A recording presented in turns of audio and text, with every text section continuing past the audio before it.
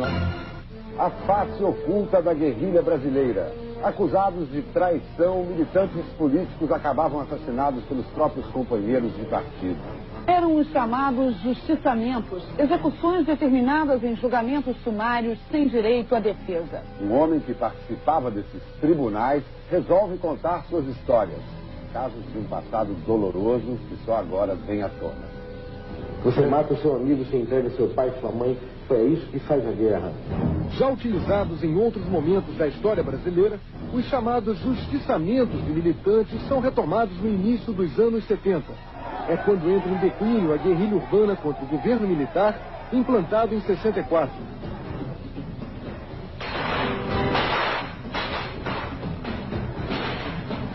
O assassinato do ex-militante comunista Salatiel Teixeira Rolim, o chinês, foi provavelmente a última ação de justiçamento promovida por grupos guerrilheiros que atuaram no Brasil nas décadas de 60 e 70. Acusado de desviar dinheiro do Partido Comunista Brasileiro Revolucionário e de delatar companheiros, Salatiel foi julgado e condenado por um tribunal revolucionário. A sentença foi cumprida na manhã do dia 22 de julho de 1973. A repressão baseada na tortura prende e mata os principais líderes guerrilheiros. O medo das delações aumenta nas organizações clandestinas.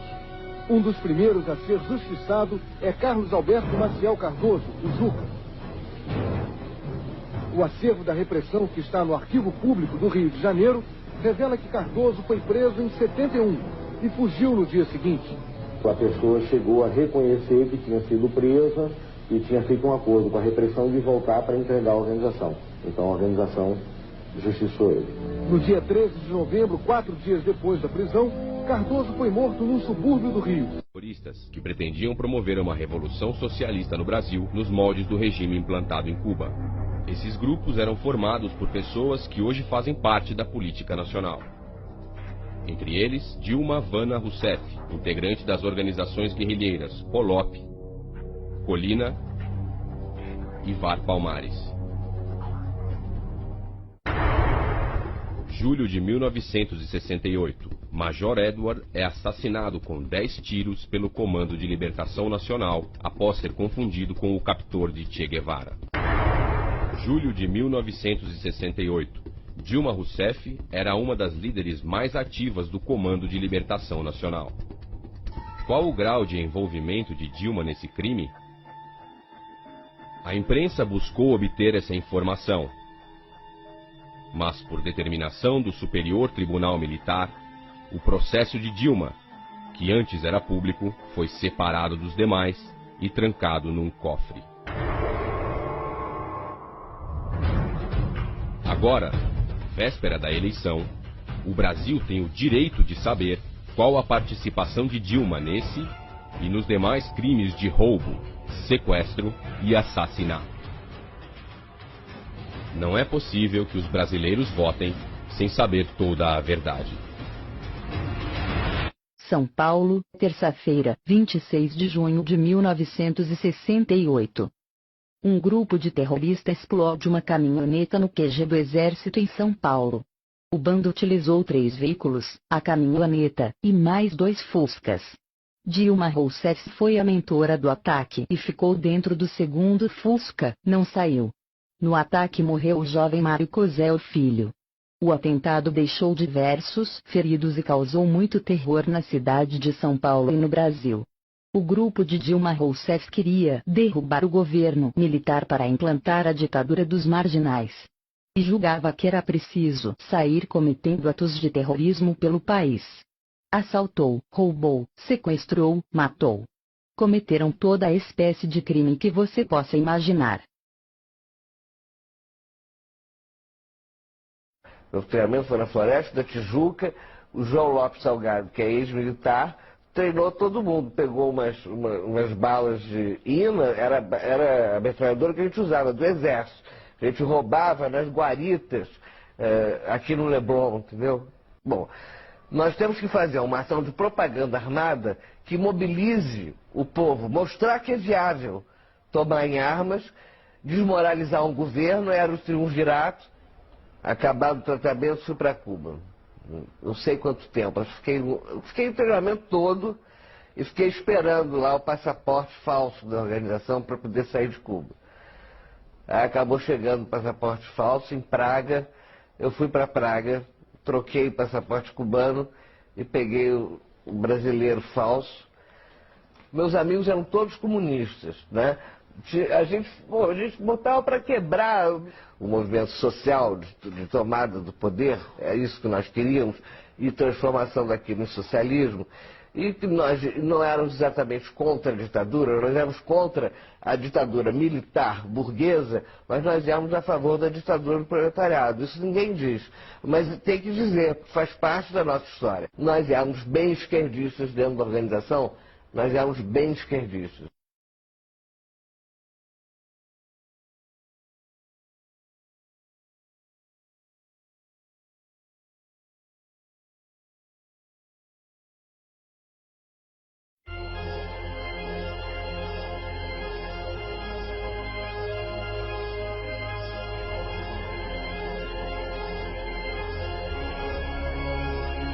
К коммунизму не имеет никакого отношения. Михаил Васильевич, что мы можем по этому поводу сказать? Можно сказать, что есть хорошие работы людей, которые вот на этой позиции стоят. Хорошие. Вот я, например, привел бы книгу Бушкова «Красный монарх» и «Ледяной трон». Вот один том «Красный монарх». И в этом томе Бушков, который до этого всякие фантастические, исторические романы написал, видимо, денег достаточно набрал, и решил написать книгу про Сталина хорошую. И она хороша тем, что независимо от позиции самого автора, что он считает, что он красный монарх и все, дескать, это коммунизм, к этому не имеет никакого отношения. Но он все бредни про Сталина такого рода, что вот он был агентом царской охранки. Это он просто над этим издевается в этой книге и показывает, что это чушь просто невообразимая. И я даже останавливаюсь на этом. Читайте книгу Бушкова, он ваш сторонник, он считает, что это красный монарх Сталин. Но вот эту ерунду насчет агентства царской охранки, ну, можно только добавить тому, что, дескать, он настолько глубоко как бы внедрился в коммунистическое движение, что с целью того, чтобы никто его не разоблачил, он вместе с Берия создавал ракетно-ядерный щит, и они первые, значит, сделали водородную бомбу. Но Антонов Овсеенко, вот тот, который сыночек, который, я слышал его живьем в Доме политпросвещения, он рассказывал, у меня метод такой. Факты, документы, рассказы, анекдоты, слухи. И вот он из этой каши вытаскивал всякую чушь, вот это вот насчет того, что Сталин агент царской охранки. Вот это все Бушков, так сказать, просто, ну, растоптал просто эту глупость в своей этой книге. Второе, для того, чтобы это было все очень аргументировано, он, тот материал, который является редким, вот эти процессы 30-х годов, которые пытаются представить как нарушение законности, он их распечатал в своей книге, за что ему большое спасибо должны дать историки, независимо от того, согласны они с ним, не согласны. Большое спасибо, потому что это надо было где-то доставать, это надо было где-то искать, а тут вы открываете Бушкова, там все это есть. А во втором томе «Ледяной трон», там, значит, Берия о парторганизациях на Кавказе. Хорошая историческая работа. То есть вот такую работу проделал Бушков, и я еще раз повторяю, очень ценную. Другое дело, что ну вот он там не злобно выступает за то, что это, так сказать, Сталин не коммунист. Но это, я думаю, ну легко как бы, с этим поспорить, потому что, ну, во-первых, Сталин начинал свое дело с рабочего движения, да, с самых молодых ногтей. Во-вторых, известно, что первый коллективный договор был составлен на бакинских промыслах и организовал за стачку на бакинских промыслах товарищ Сталин.